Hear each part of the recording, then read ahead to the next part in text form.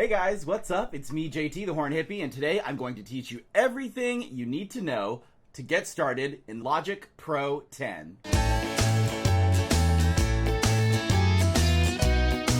Before we get started, make sure you hit that subscribe button, ring that little bell so you never miss a beat, like this video, and if you want me to cover something that you didn't see in this video, leave me a comment below at the end. So this is going to be another long-form walkthrough, talk-through tutorial where we go through a project, and I'm going to link all of the topics, tips in the description.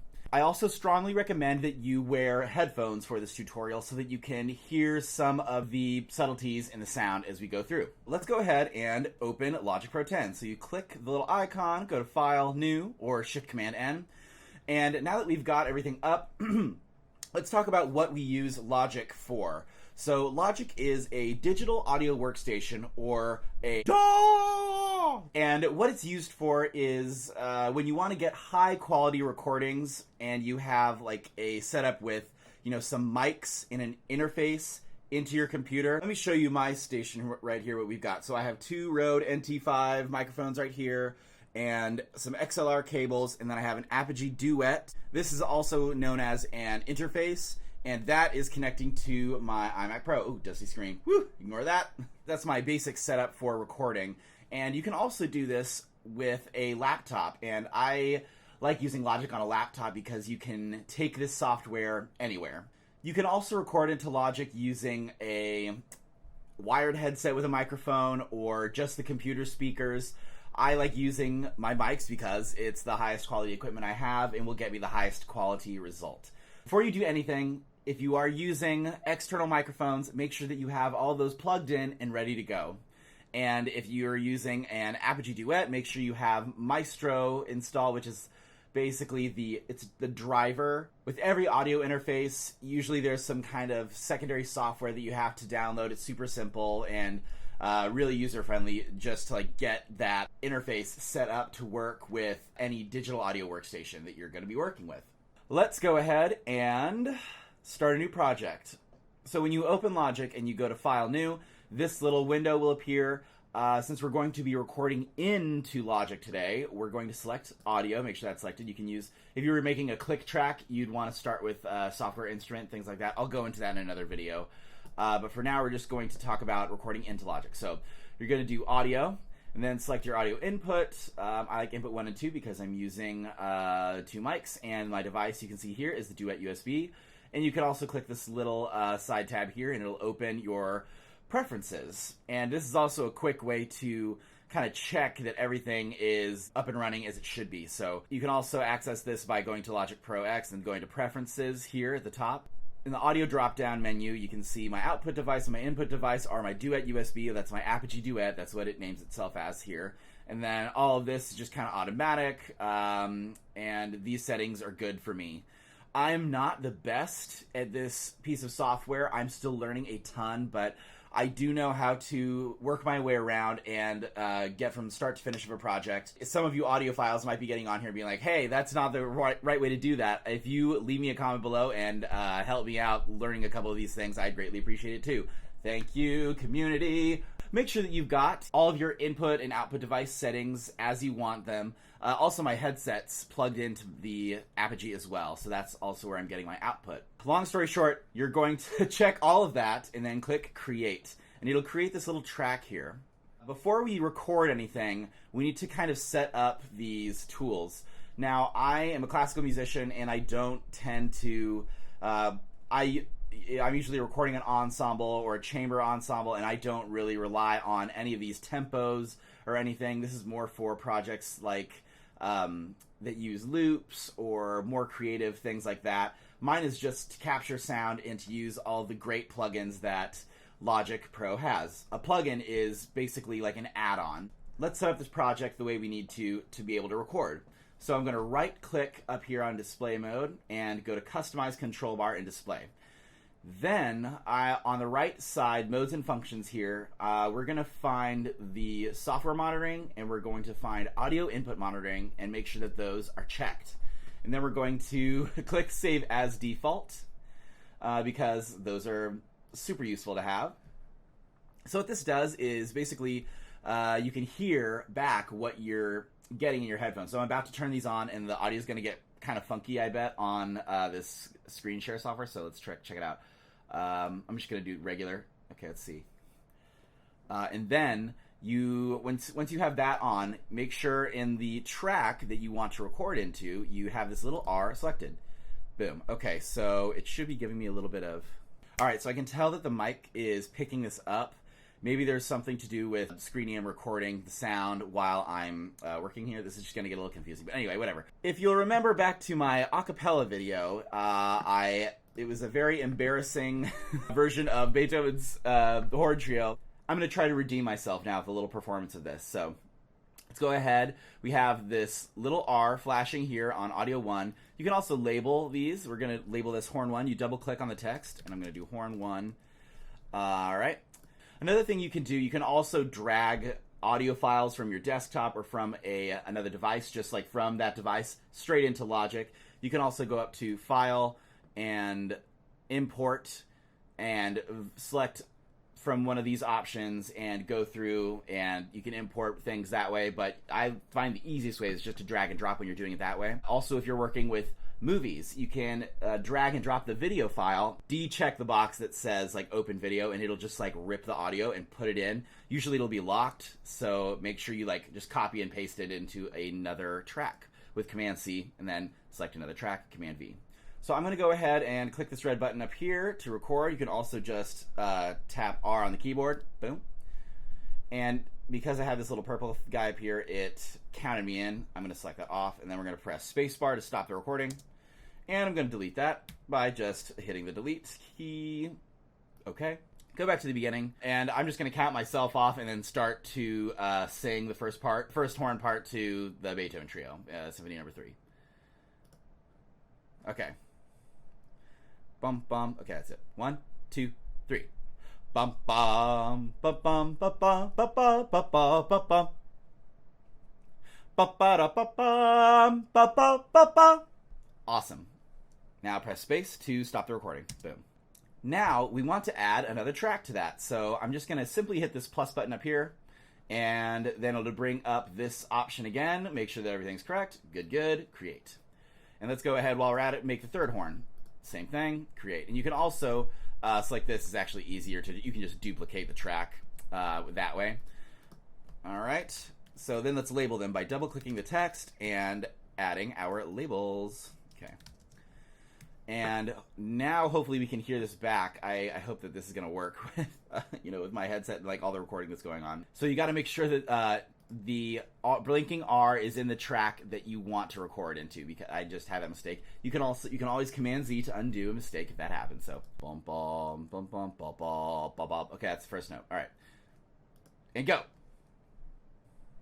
Bum bum bum. Okay, that's it. 1, 2, 3. Bum bum bum bum bum bum bum bum bum bum. Look at it. Bum bum bum bum bum bum bum bum bum. All right. Now let's record the third horn part. And yes, I do have hornexcerpts.com pulled up on my secondary monitor. Thank you very much. Like we did before, we're going to select R in the track that we want to record onto. And also, these look kind of small, so let's go over here and let's increase the size of these to really see that beautiful waveform. That's one thing that I love about Logic. Apart from other DAWs, it has such a pretty interface. All right, so now we're on horn 3. And let's find our first note. Okay. And you can also scroll in between the document and just check. Bum, bum. Now that we have that R selected, record enable selected. Let's go ahead and click. We're going to press R this time. Here we go. Bum, bum. Okay, that's it. 1, 2, 3. Bum, bum, bum, bum, bum, bum, bum, bum, bum, bum. Look at it. Bum. Okay, fun. We have our recording, input. Now let's get to the fun part, which is the edit. And before we get into that, let me give you a couple keyboard shortcuts. So unlike Final Cut Pro, where it's Command plus and Command minus to zoom in, zoom out on the timeline, in Logic, it's Command left arrow key to zoom out, Command right key to zoom in. And I haven't quite figured out how to, what the shortcut is to view the whole project at once. But let's go ahead and scroll to the end here. Let's zoom out by hitting Command left arrow key, and see this very little arrow over here. And you see how my cursor changes shape to that end marker. We're going to click, hold, and drag that all the way to the end of this.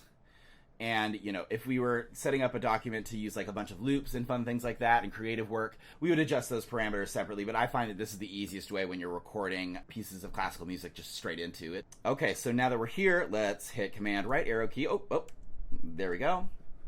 And let's check out what we've got. So where does the sound start is what I'm thinking now. 3. All right, so the count off stops right about here. The breath is like right there. So let's... now another shortcut to kind of like pull up the list of shortcuts, you hit the T key, and then it'll give you all these options here. And you can select any one of these by pressing like the following command. So what do you want to do? I want to make a cut. I want to cut the excess from the front and the back of these clips. So I'm going to select the scissors tool, and that is the I key. So press I, and then let's see if this command will work. Okay, so boom, cut right there. So now let's go back to TT and select the tracks, and then click delete. And then let's make this selection, and let's just drag them to the front. Let's also reset our endpoint. I can tell that I laughed like right there. Let's see where this is. Okay, perfect. Then that's where we want our endpoint to be. I'm just going to clean this right up. I haven't figured out the shortcut to make the cuts all together, but you can make the cuts individually and it'll still work fine. Then let's drag the endpoint of the project to right up there. Perfect. Now let's go up to one of my favorite tools, this mixer. We're going to pull that up, and now our mixer is pulled up. We can adjust the size by dragging this handle here. Let's shrink these down a little bit now that we don't need all of them. And also you can hit Command plus to view the waveforms a little bit bigger. And the way I like to work in Logic is you just want to avoid mistakes. The main two mistakes that people make are clipping, which is where the audio is too loud for the microphone to handle, and the second mistake is too much reverb. So we're gonna go through how to kind of avoid those and get a mix going. So you'll see here we have all these cute little faders, we have these pan selection tools, and then we have stereo out and the master file. So the first thing we want to do is correct for balance. So let's go ahead and move all of these sliders down, and you can see all of those edits happen at the same, because all the tracks were selected. So if I play it back, you can't hear anything. Also, we're going to loop this, and this is a very fun feature of digital audio workstations. So in Logic, you select this kind of negative space up here with the measures, and then you can drag and position this loop point however you want. And so nothing's playing yet, but as you pull up the slider here, you can click and drag. And so what I'm looking for here is I don't want any clipping to occur. So I don't want any clipping to occur. I'm just trying to make sure that this first part is not too loud. So you see these little green bars here that are going up and down. When you are creating the perfect mix, you don't want them to really go too far above -12 decibels. You can see these tiny numbers here. You don't want the level meter to go above 12 decibels, or -12 decibels. So I'm just playing through, watching it. Okay, yeah.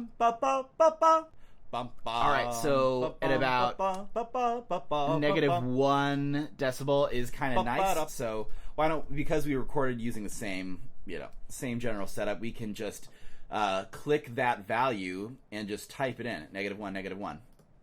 And then let's talk about the space. So in American orchestras, usually, and this is going to be reverse for you, the first horn is on the right, second horn is in the middle, third horn is going to be on the left. So I like to create the space before I even do like Space Designer. So let's pan our first horn all the way to the right, and let's pan our third horn all the way to the left, and keep our second horn smack dab in the middle. Let's hear what this sounds like. bum bum bum bum bum bum bum bum bum bum. Look it up. So if you're listening on headphones, you can hear the separation now, and it's a really cool effect. It really it makes the sound three-dimensional. That's another thing with working in audio. It's a lot of like what you hear. Just as long as you like what you hear, you're making a good project. And that's, there's so many fine-tuning details that you can get into, but ultimately it's you who decide what sounds good and what you want to put out there. So this is satisfying for me and for this project. Let's go ahead and talk about these channel strip settings here. So effects can be kind of intimidating for a lot of people, but for classical musicians, there are really only 3 effects that you should be comfortable with, and that's using a compressor, using a channel equalizer, and Space Designer. Space Designer is a fancy word for reverb in Logic. When you click this setting button here, it'll have all these options here. So what I like to do, I like to go to Legacy, Logic, and some options. I mean, you can download like band instruments and live horn section, live horns. These are these GarageBand channel strip plugins that I just downloaded, and some of these are pretty cool, pretty close to what good settings are for these instruments. That's like a quick tip. I kind of know what I want already, so what I'm going to do is go into this Audio FX panel and just go to Compressor, Stereo, and then from here, there's also some channel strip setting kind of vibes where you can go here to the bottom and you can create your own by like playing around with all this stuff, or you can see I have cello or cello with extended technique kind of saved as some presets here. Since I have my voice, I'm going to go to these voice options and just kind of check, let's just see, vintage vocal, why not? So every compressor kind of looks like this setup, and I like using the vintage one because it gives kind of that old recording sound. I don't know, it's just for fun. So let's go ahead and solo this first horn part, because that's the channel strip setting that we're editing. And by doing that, you just click this little S button here. When you turn soloing on for a track, that means that you'll only hear that track when you play it back. So I'm gonna press spacebar. So you can see that the track is quite a bit louder right now. So when you're working with a compressor, you always want to like lower the threshold and then raise the makeup. So let's just kind of keep this playing and experiment with this. So let's lower the threshold. And you see this -5 here in the meter.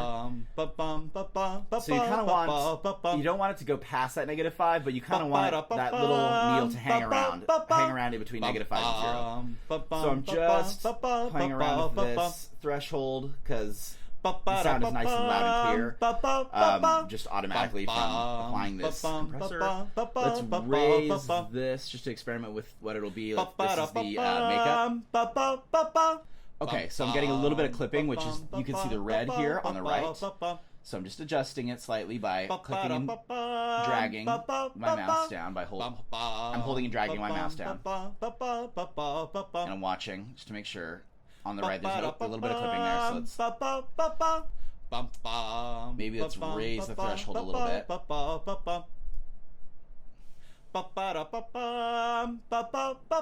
A compressor basically compresses the dynamic range of your track.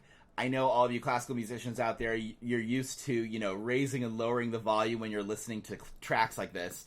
And this kind of saves that step and kind of brings everything tighter, but it also, you will lose a little bit of that full dynamic range, which a lot of classical musicians, we like to be able to hear like niente, dynamic markings, and just like 2-0, but sometimes you want stuff to pop out. And so that's also the use of a compressor. But we just kind of want this sound to be nice and present, and I think we've achieved that here. So oh, okay, at the beginning you can see there's a little bit of clipping still. Oh yeah, that second note.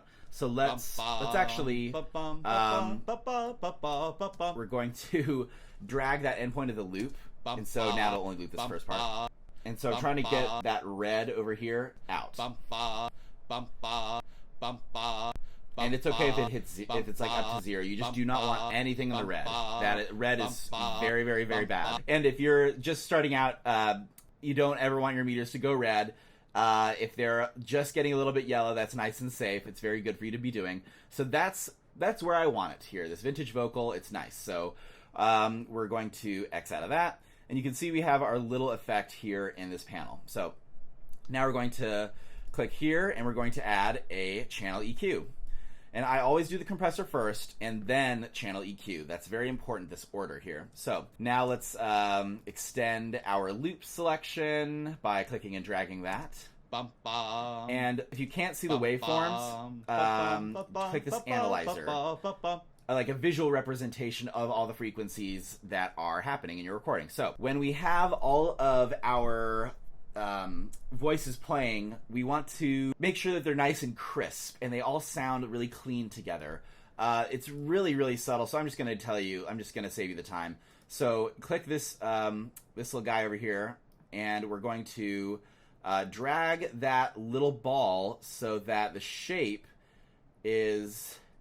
So basically we're doing we're cutting out the low frequencies here. And because I've got like an air conditioning unit blowing right there. Okay, cool. And you can also adjust it with these sliders here, and that's kind of cool. Like, you know, these individual numbers can be, you can slide them around to clean up the selection, as I just did there. But the ball kind of, you can get the ball rolling by selecting and dragging it around.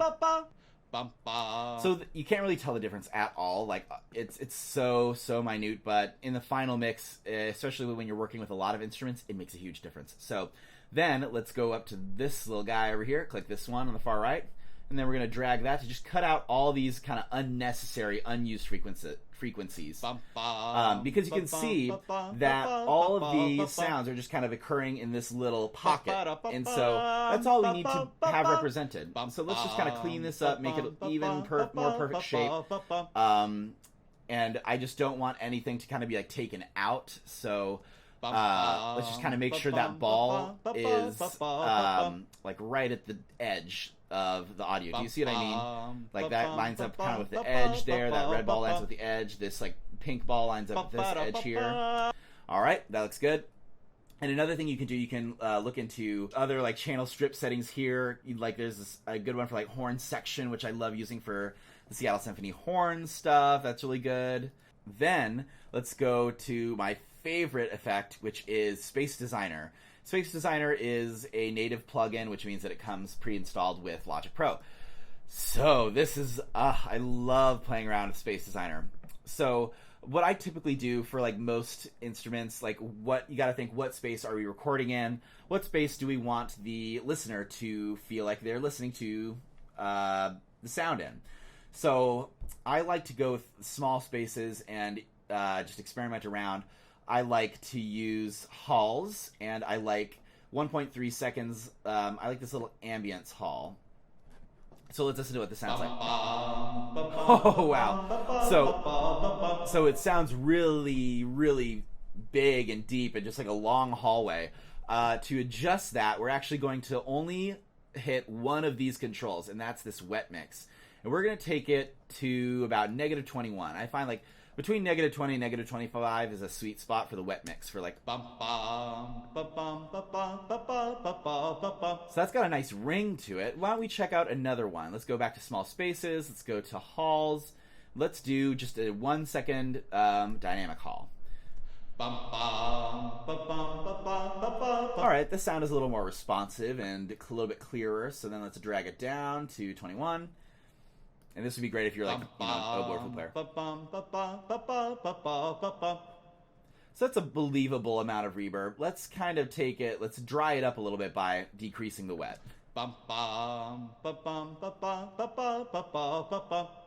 Yeah, you can hear a little bit of that tail. That's really nice. Okay, I like that. So now that we have all of our settings, these are called channel strip settings. Now that we have all of those on our first horn part, let's go over here and right-click, and we can save this channel strip setting. If you're making custom channel strip settings that you're going to apply to other tracks, I love doing it this way. And then let's just do Fun Voice Beethoven. Just save it there. where it's automatically going to be saved. And then you can, let's go to this next track. With this middle channel strip selected, let's go over here to setting, and let's go to Fun Voice Beethoven. It's our channel strip setting is already there. Let's click it. It'll apply all those channel strip settings to that track. Now let's select the next one and do the same thing. Rinse, repeat, Fun Voice Beethoven, and now let's give it a listen. Bum bum bum bum bum bum bum bum bum bum. Look it up.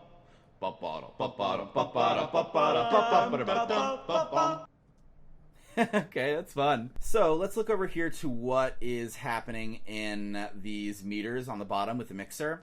Bum bum bum bum bum bum bum bum bum bum. Look it up.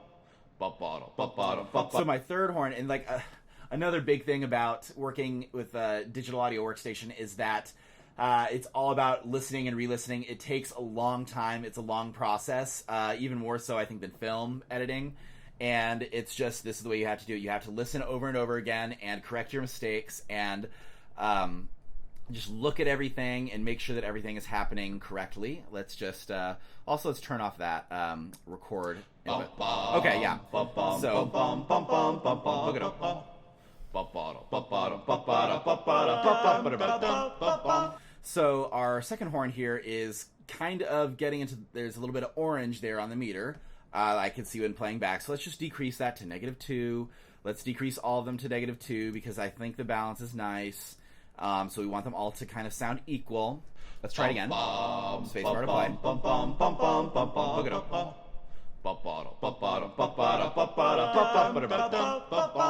Okay, so now everything looks good. Let's just go ahead on stereo out. I'm just going to decrease this to -6. Because that's always like just a good rule of thumb. The maximum volume that you want on your piece is like -6 decibels for it to be hashtag oh so perfect.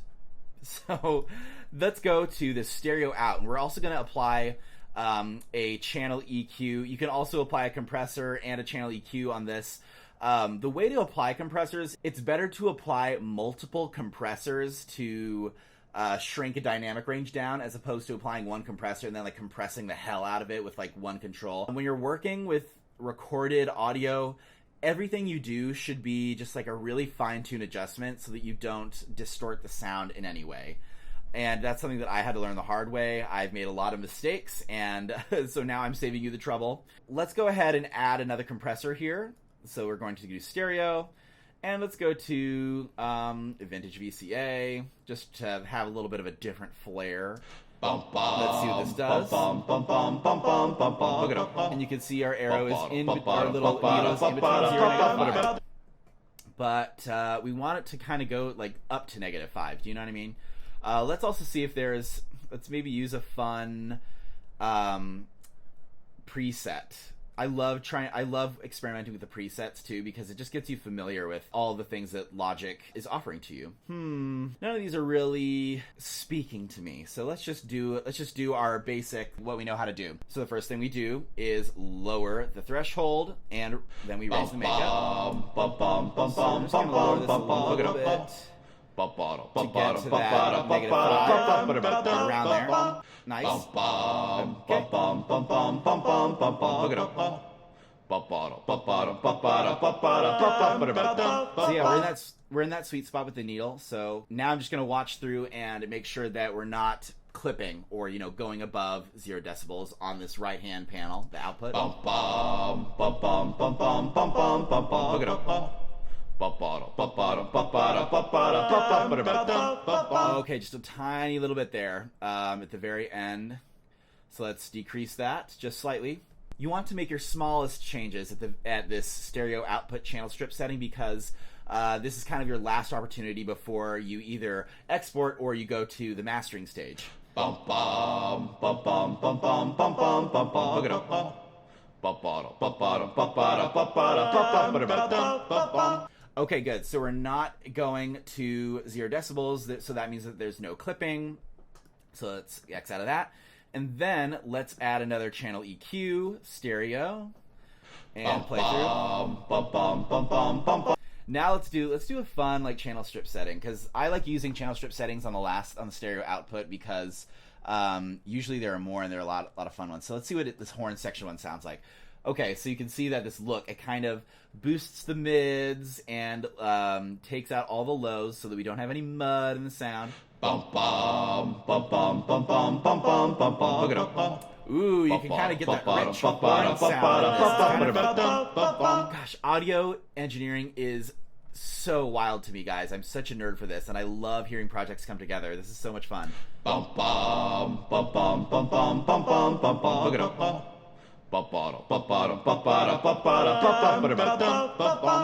Yeah, we really have that kind of horn quality in the voice. That is so nuts. I need to just do a whole video on recorded sound philosophy.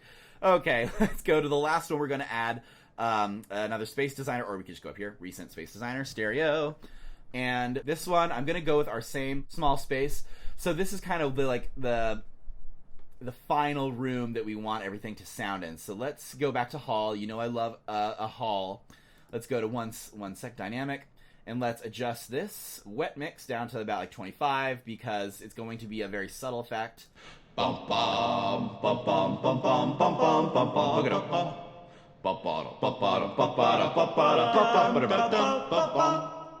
Nice. Okay, so let's hear what it sounds like without by pressing this power button here. Bum bum bum bum bum bum bum bum bum bum. Look it up. So it's just a little bit of brightness and a little bit more bounce in the sound when we have this very minute adjustment. And that you could go on and add so many other things, but ultimately it's what you think sounds the best. All right, so it was hard to make out. I'm sure it's going to be hard to make out on the video, but there is just a little hint of red up there. I like everything here. There's no real clipping happening in these 3 tracks here, but there was just a little bit here. So let's go down to -7. Let's just type it in, -7. Boom. Bum bum bum bum bum bum bum bum bum bum. Look it up.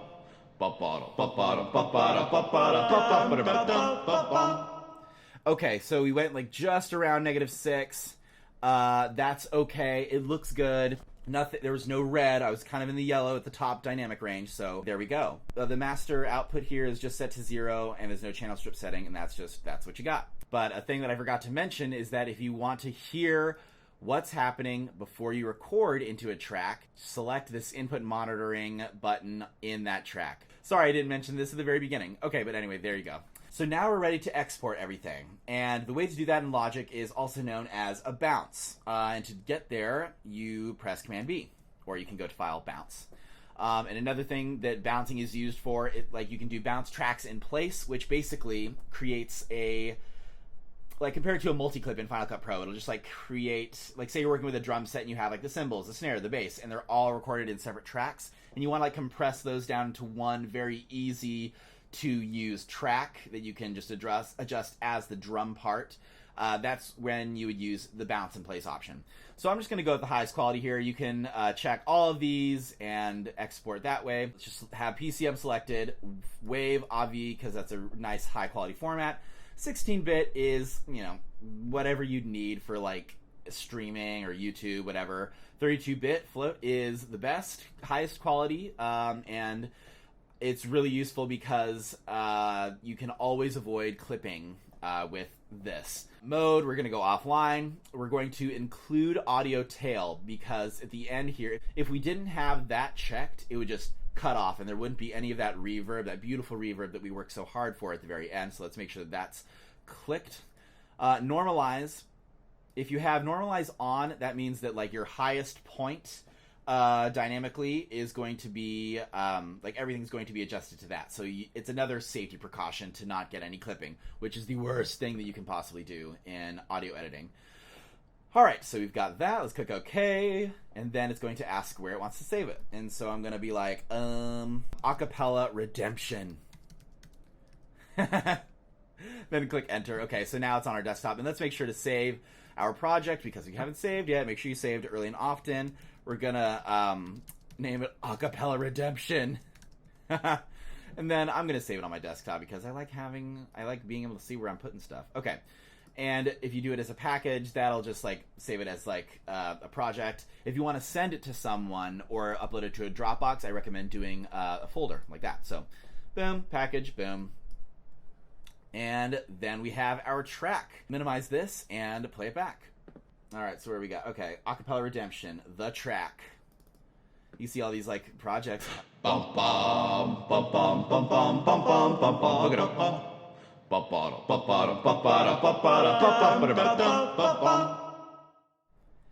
And so you can see, like, you know, it'll just play there automatically, and that you get that nice little audio tail at the end. That was so much fun, you guys. Oh, I love Logic. It's such a cool program, and I can't wait to get better at it. Thank you guys so much for watching. We'll see you next time. Peace out.